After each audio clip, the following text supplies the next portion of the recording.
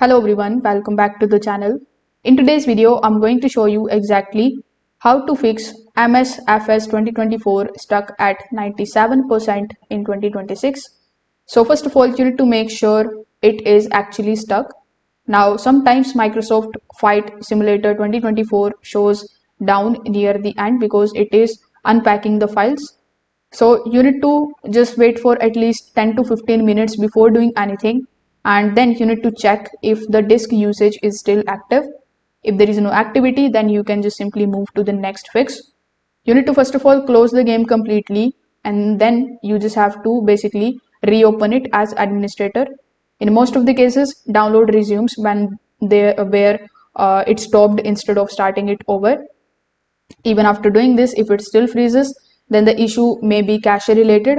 So corrupted cache can also cause the installation or the freeze. So in order to fix it, you can go to the game settings and clear the rolling cache.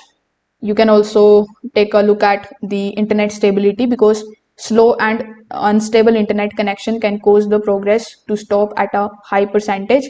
So you can switch to the stable connection and avoid any kind of VPNs that you are using. You can also restart your router in order to refresh the internet connection. So you can try these easy fixes and see if it is working properly again. If this video helped you out, make sure that you like this video and subscribe to the channel. Thanks for watching.